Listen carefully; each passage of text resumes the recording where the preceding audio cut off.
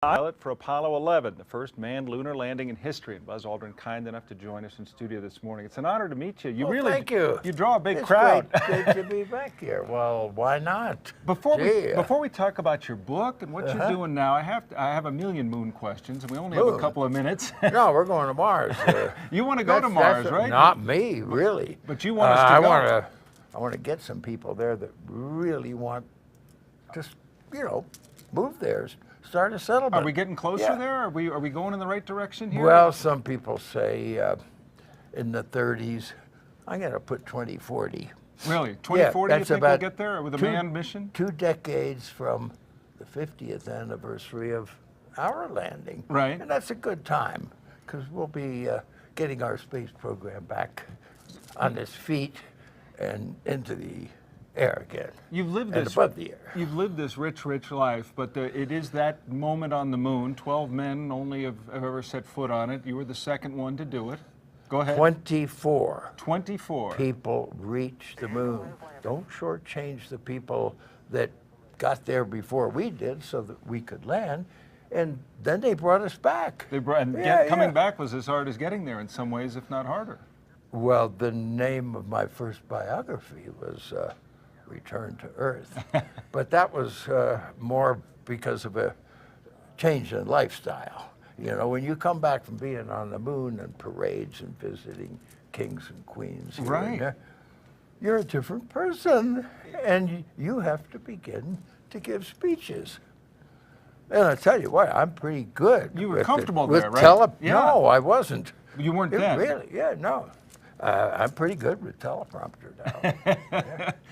Me too, I guess. But that's what I wanted to do. You wanted to fly. You were. And you wanted to be teleprompter. Well, I wanted to be a sportscaster, and it worked out. And I ended up here working. Yeah. But I got to see you today. So tell me about. I always wondered if when people who said the moon landing was fake, does that get under your skin when you consider all the effort and all the sacrifice and all that happened for you to get there? Well, there's a plus side. They called attention to the moon. Right. And a lot of the people think that they're, a little touched in the head. Yeah.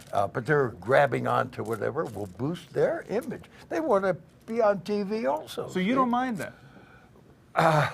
I'm disillusioned that there are people who think there are enough gullible people in the country and in the world. You don't think the Russians thought that we faked it, do you? No. Well, they were in on the conspiracy then. When you were sitting there and all this was happening, and there was some time between when you landed on the surface of the moon and when you guys finally were able to walk on the moon, what was going through your mind? They said you guys needed some rest, right?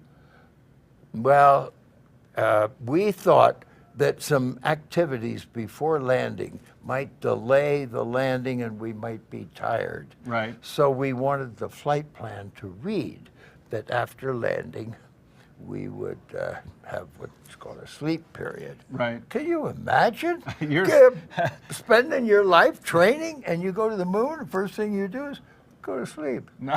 Well, no, we knew that that wasn't going to be what we wanted to do. So we changed the flight plan in a positive direction. Right. And said we're going to, so we weren't pressured by any time constraints. And it takes a lot of time to put that backpack on and all the rest of the things and check each other's connections so that we're ready to go out. And then we had a very modern device. It's called a clothesline. A clothesline. With a pulley. And that was key? So I guided Neil out the door, and he gets down the bottom of the ladder. And it would have been difficult carrying the camera down there. Right. So I sent the camera down on the clothesline so he could take my picture when I got down there. Well, the picture... we needed something to bring up the boxes full of rocks. The rocks that you're bringing back. Yeah. Well, the photograph of you is still one of everyone's all-time favorites. And I want to ask you real quick about Welcome to Mars. Which photograph are you talking about? Well, that picture of you standing on the moon that Neil took, that famous iconic the visor photograph. Picture. Yeah, it's beautiful. Yeah, they want to know what I think about that. What makes it important? 3 words. What's that? Location, Location. Location. Real estate.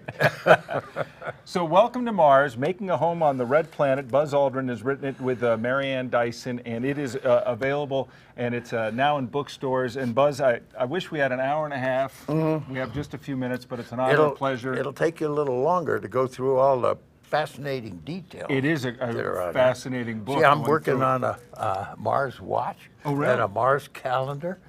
So follow Buzz when on your Twitter. brother or your child, your son, happens to be on Mars, you can communicate back and forth. And